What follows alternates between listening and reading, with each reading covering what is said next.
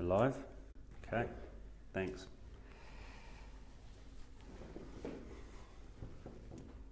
All right, hey everyone. We're a bit ahead of 2 o'clock. We thought we'd kick off early and allow people to join. This is the second MyHR Facebook Live session. So last one was a success. So we will now be doing these monthly, and each month we'll have a new topic for you. Today I'm going to talk a little bit about recruitment, and I'll give you a rundown on the content of today's session in a moment. But before we do that, I was going to just address a couple of questions from last time. So last time, if you were there, you might recall that we dealt with trial periods and managing trial periods and trial period exits. I've had a couple of questions since, and I think this is probably going to happen on a monthly basis, people who might not be comfortable asking questions in a public forum. So feel free to email me directly afterwards. My email address is jason@myhr.co.nz. Or you can call our office. If you're in New Zealand, it's 0800 694769. So feel free to ask questions. 2 questions from last month that I will deal with before we jump into the recruitment session is, one was about extending trial periods. And we did cover this in the Facebook Live session, but it was a question that was asked just for clarity about can we extend a trial period beyond 90 days, particularly if somebody is sick, for example. And the answer is pretty unequivocal on this, and it is no, you can't. There's no circumstance under which you can extend a trial period beyond 90 days. The law is quite explicit about that. It is a 90-day trial period, and it is 90 calendar days from the employee's first day of work. If you have agreed leave in advance, let's say they are taking a month off for a pre-arranged holiday, that month is included in the 90-day trial period. So yeah, if they're sick a couple of days, a week, 2 weeks, whatever it is, that does not allow you to run the trial period on by that same period of time. So it's a pretty simple question to answer, and there's no circumstance under which 90 days can become anything other than 90 days. So just be aware of that. Very good question, and something that often trips people up.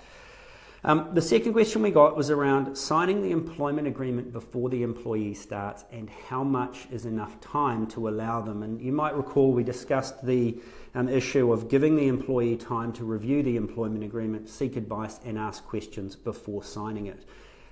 Best practice is, and just to be clear, the law doesn't actually say, there's not a section in the Act that says you must give an employee X number of days.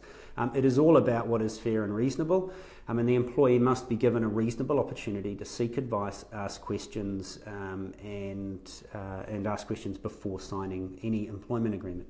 Particularly important because a trial period is actually what we call a voluntary clause. The 90-day trial period doesn't automatically apply by law. The 90-day trial period only applies if it's written into the employment agreement, which means an employee is able to negotiate around the 90-day trial period if they like. So best practice, we always advise our clients to give it a week. So if you want somebody to start on Monday, the Monday prior, you should be issuing an employment agreement to them. Often that's fine because people will have a 1 week, a 2 week, or maybe a 1 month notice period, and they won't hand in their notice until they get the new agreement. So that should give you time. In some industries, we find it's fast paced. You interview someone today, you want them to start tomorrow, and that's the reality of the working environment. If you do that, be aware that it would be very hard to enforce a trial period. So a week is best practice. 2 business days is acceptable, but again, we advise that that is 2 days within a working week. That doesn't include a weekend. So you're not issuing an employment agreement at 5 o'clock on a Friday for an employee to start at 9 o'clock on a Monday morning. I mean, this is all around this ability for the employee to review the agreement before signing it. This does cause some issues and contention amongst employers who want to move quickly and secure a person. If you have any concerns about it, as I said, stay in touch.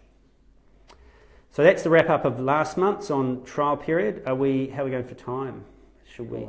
Yeah, so pretty much. Almost 2 o'clock. So I think we'll kick into the recruitment session and roll it from here. As with last month, along the way you're able to ask questions. I've got someone with me in the room today who's going to read the questions out when they get asked so we can answer them as we go.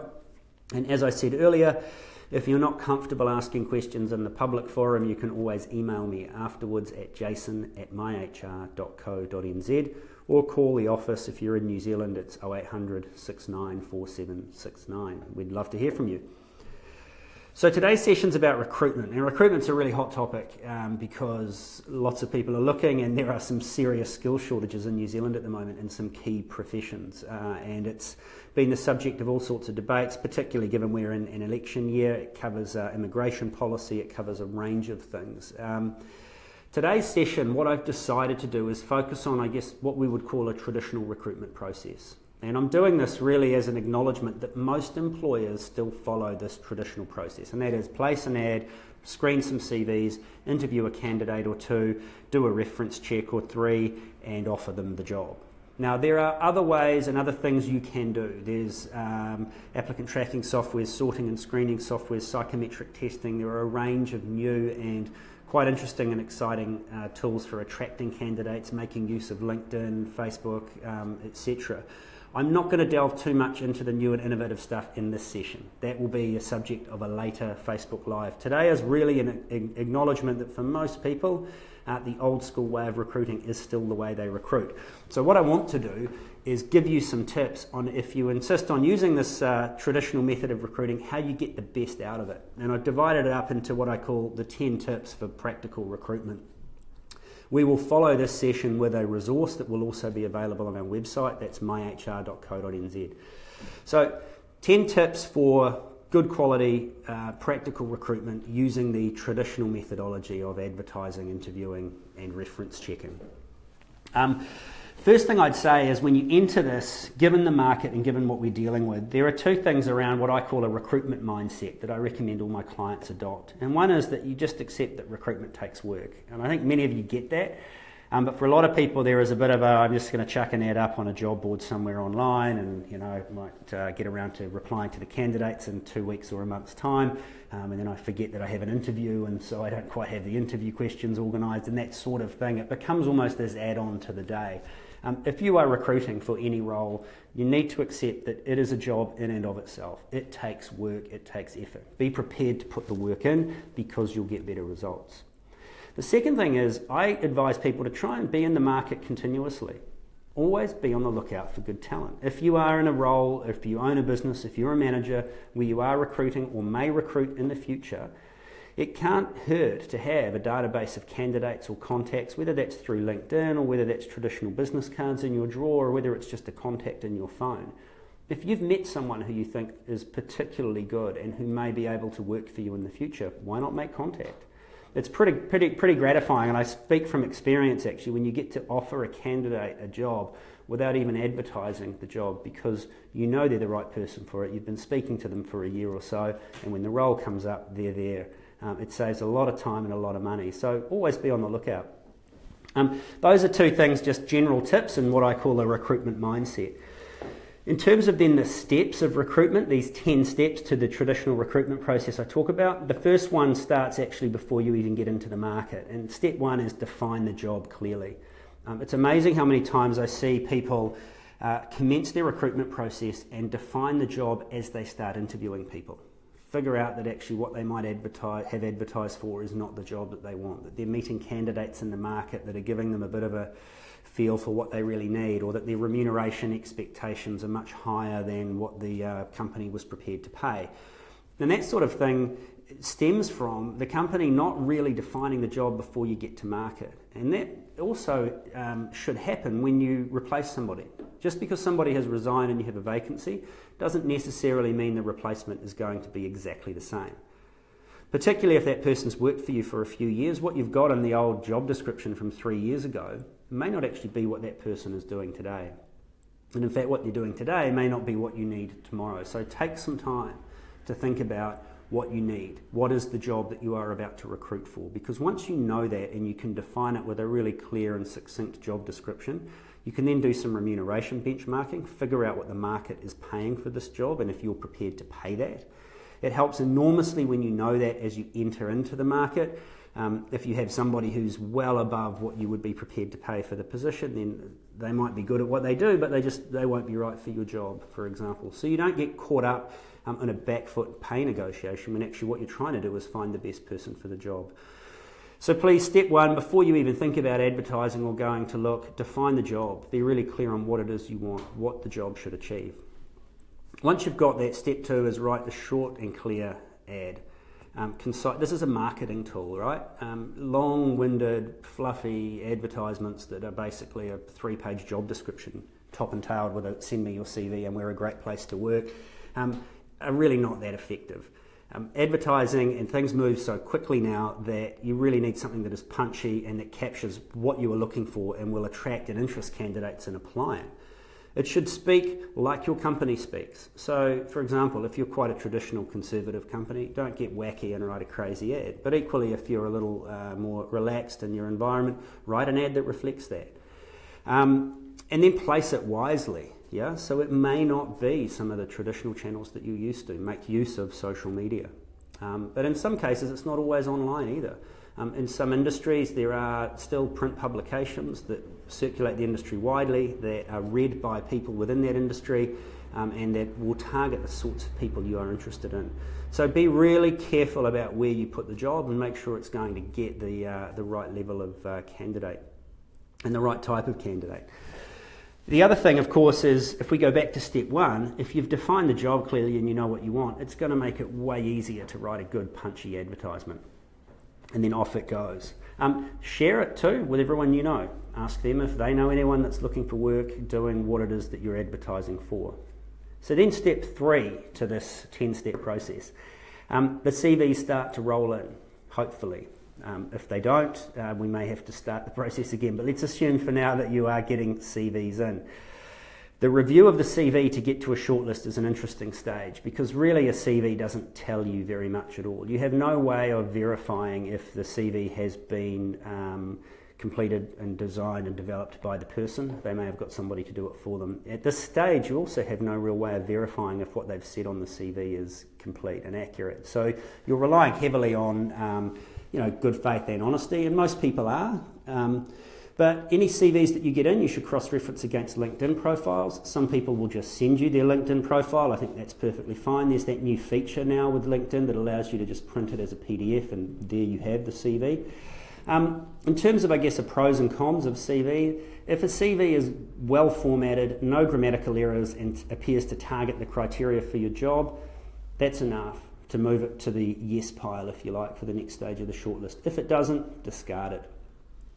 Even if someone has got their graphic designer brother to go and do a CV for them, at least they've taken the effort to do something about it. Any CV that turns up with spelling mistakes, grammatical errors, is poorly formatted, looks bad, or a LinkedIn profile that doesn't really sort of string together particularly well, often there's just no point in wasting your time. So make a really quick yes-no sort pile. People like to have another pile for maybes. I always say put the maybes into the no pile and move on with those that are definite yeses. Move through this stage quickly is my advice. Don't agonise over CVs. So once you've got your shortlist and you're getting ready to meet your people, when you invite them in for their interview, your shortlist of candidates, maybe 3, maybe 5, maybe 2, maybe it's only 1. If you didn't get many apply, that doesn't necessarily matter.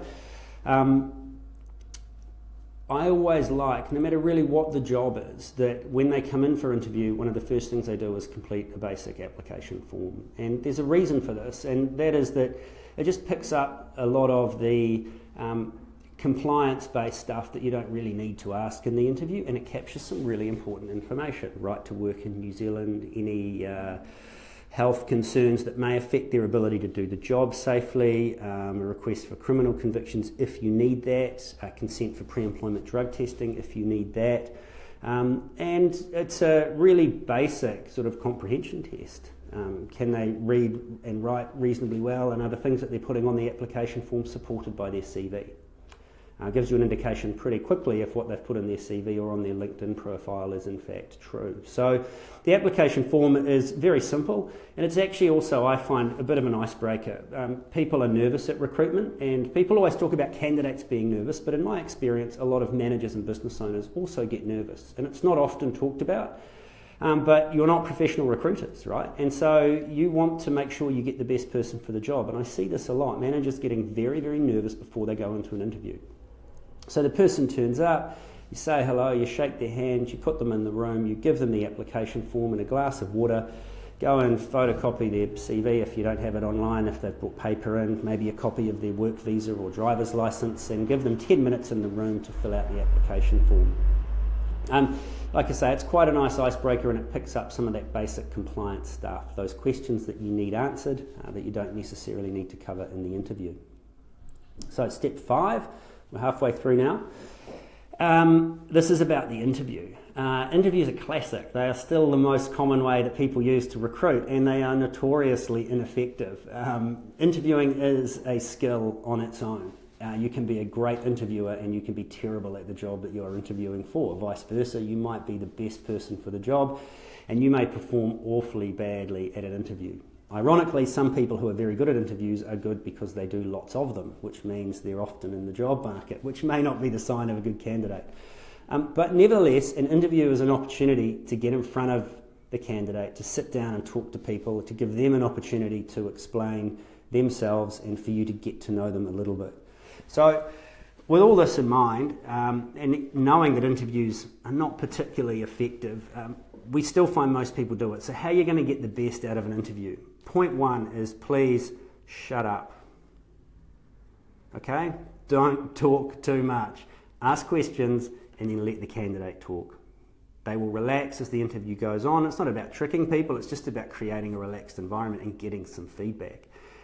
It's classic when you're in an interview with a passionate business owner or manager and they spend the first 30 minutes just telling the candidate everything about the job, about the company, about their vision, about their life, about what they're into, about who they'd like to hire, and then turn around and look at the person over the table and go, is that you? And of course they're going to say, yeah, it is me. So let the candidate talk. That's what they're there for. They should, in my view, do 80% of the talking right through, and at the very end then they can ask you some questions and you can talk to them.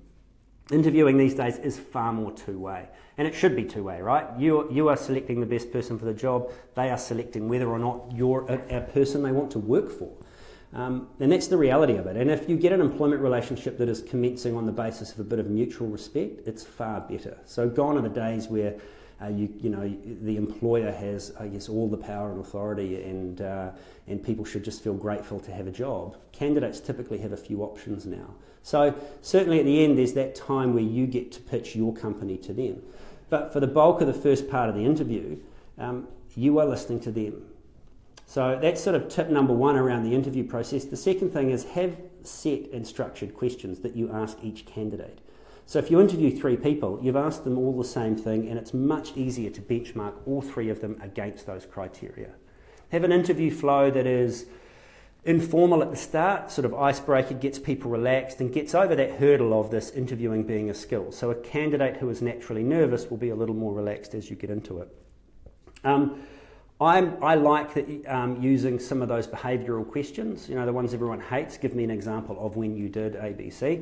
And the reason I like that is it just gives the candidate an opportunity to talk about things in their context. And there's plenty of theory around whether or not past behaviour is a determiner of future behaviour, but as a conversation piece, I think it's quite interesting, and it's good to have those questions in there.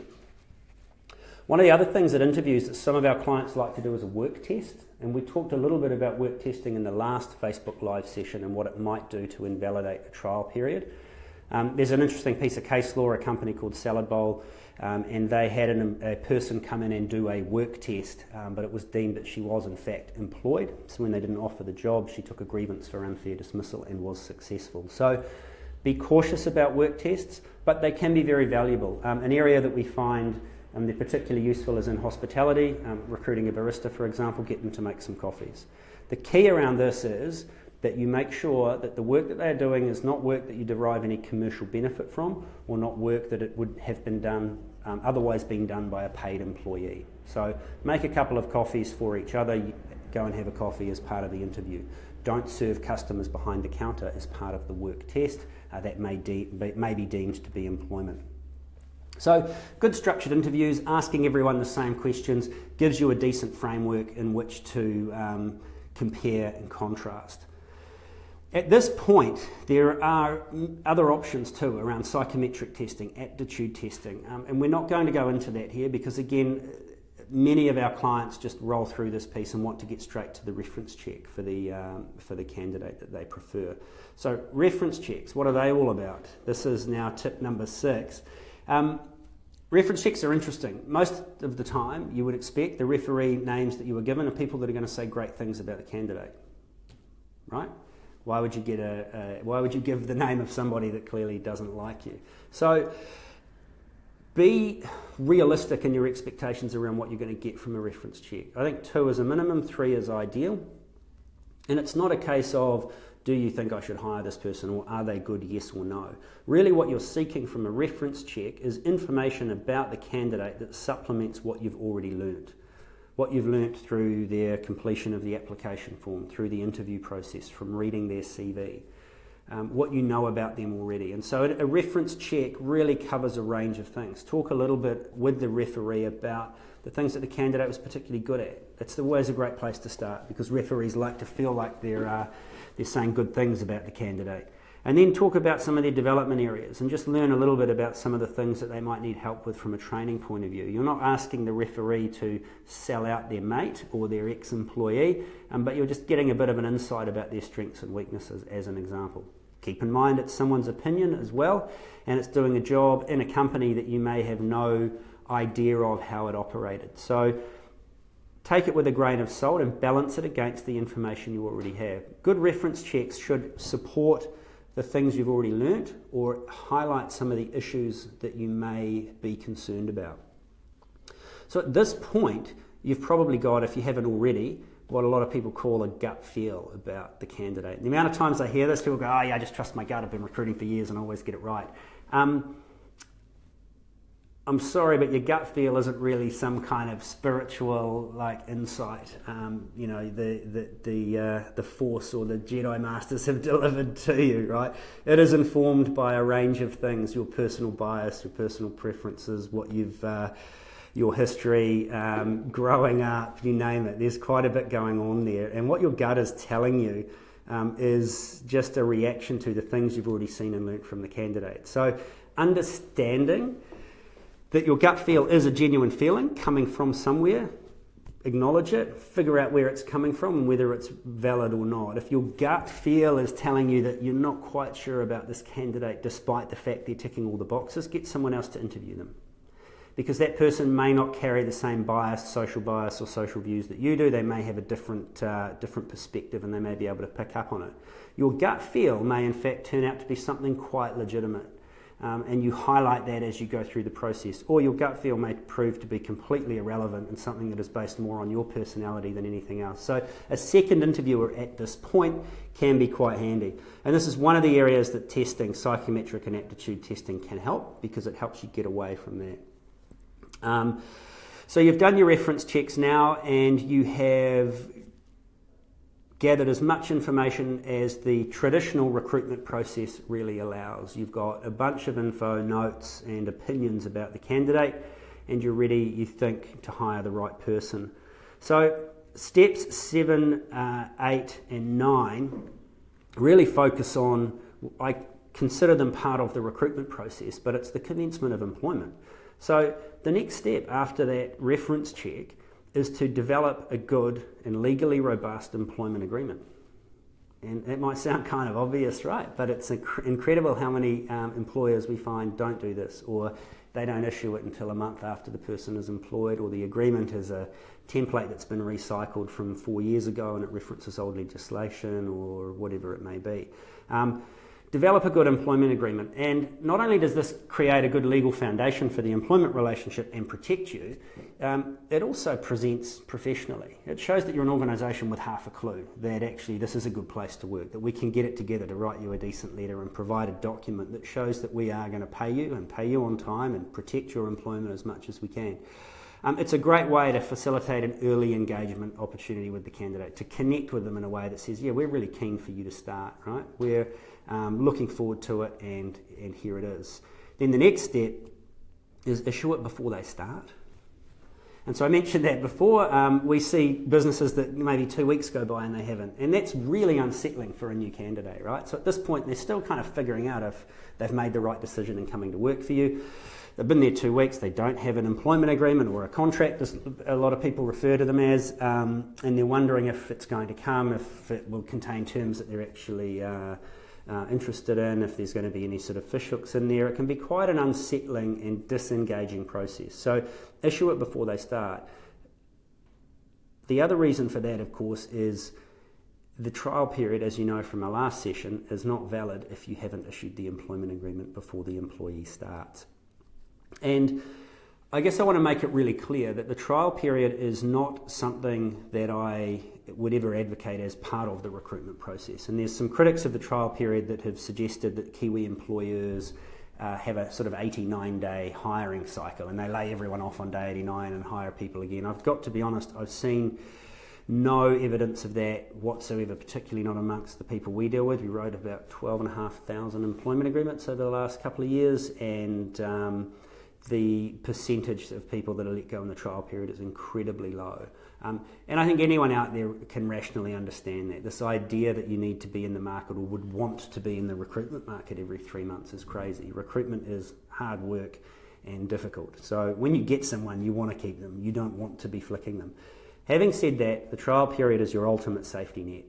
If you've gone through all of those steps, application form, reference check, CV screen, interview questions and what have you, and you've just got it wrong, there's a disconnect for some reason, the person you've hired is not the right person, or there are issues that you hadn't previously identified, the trial period gives you that opportunity within the first 90 days to call time and to go back to some of the other candidates that you might have met through the recruitment process. But you can only do that if you have this good employment agreement that you've issued before the person starts. So they were steps 7 and 8. So the last two, which links to them really, step 9 is develop a good induction plan and follow it. And partly this is about that 90-day trial period assessment process, but also it's really about getting the person properly on board and into the role as quickly as you can. And it starts with the basics, right? So be there on their first day. And again, you might be thinking, of course, but again, we have seen instances where a candidate turns up and the manager is actually on holiday for the week. And so there's been a bit of a diary muck-up and the person sits in the corner for a week and waits for their boss to come back. Or business cards aren't ready, the company car's not ready, the pens at the desk aren't ready, or they need high-vis gear, PPE, boots, and they filled this all out when they did the application form, shoe size and what have you, and the boots aren't there and they won't be ready for another week. And it causes disruption within the workplace. The people that are waiting for this new person to start are frustrated because they can't connect with their new colleague, and the new person is frustrated. They feel like they've actually been forgotten, and now they're creating hassle that wasn't part of their making. So be ready for that first day. The induction process actually starts before they turn up. Get all that stuff organised. So when they arrive on their first day, whatever it is that they need is there and it's ready. Someone is there to welcome them. And the induction process starts with the basics, those kind of office or workplace, factory, warehouse norms, whatever it is. And this is where we have coffee. This is where the toilets are. This is where you go out to smoke if you smoke. This is where, this is how the team CAF works. You know, you go in here and people put their lunch in this fridge. All the real basic stuff that you just take for granted every day.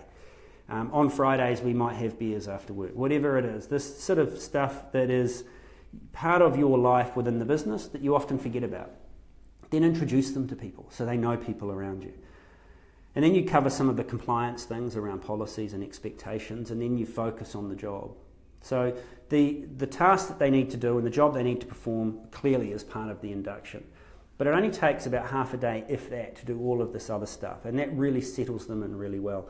And then if your induction plan is structured and you follow it, you will very quickly determine if your recruitment decision was correct. So at this point, candidate and employer are still really sounding each other out. Have I made the right decision to work here? Have we made the right decision hiring this person? And if you have concerns, a good induction program allows you to address those concerns. So it's not just about jumping up at the end of the week and going, oh heck, I've made a bad call, let's sack somebody here. It's actually about going, here's what we need, here's what this person is delivering, there's a gap, I'm going to talk to them about it and explain what we're expecting and explain what we're not getting and give them an opportunity to improve so you don't have to go and re-recruit. And a good induction plan will give you that stuff. It's really, really critical. And as part of that, the final step within that is assign a buddy or mentor. And I know this sounds really cheesy, right? Like and it sounds like a kind of primary school thing, the buddy or whatever you want to call it. But somebody that they can connect with that's not their boss can be incredibly helpful. Just someone who they can go to and have a bit of a chat to about stuff that's a bit outside the kind of formal work environment. It's really, really useful. And again, it helps with that engagement piece. And the buddy or mentor person is someone that can also give you feedback about how it's going. And that's it. So that's a very traditional recruitment process, but what I've tried to do is fill it in with some tips and advice around how to get the most out of it, because this is the process that most people still follow. In future sessions, we'll cover some of the more innovative ways to recruit, some of the apps and softwares that you can use and selection tools you can use. But really, as I said at the start, this is an acknowledgement that this basic process is still followed by most people. And in our experience, these tips will help you get the most out of it. They help you understand the pros and cons of each part and how you can combine them all to determine that you've got the best candidate. So thanks for joining us, and any questions that come in over the next month we'll address next time round. This is recorded and available on our Facebook page, so check it out. It's just MyHR on Facebook. As I said earlier, email me if you've got questions, jason@myhr.co.nz, or call the office on 0800 69 4769. We'd be happy to talk to you. And good luck, happy recruiting. Cheers.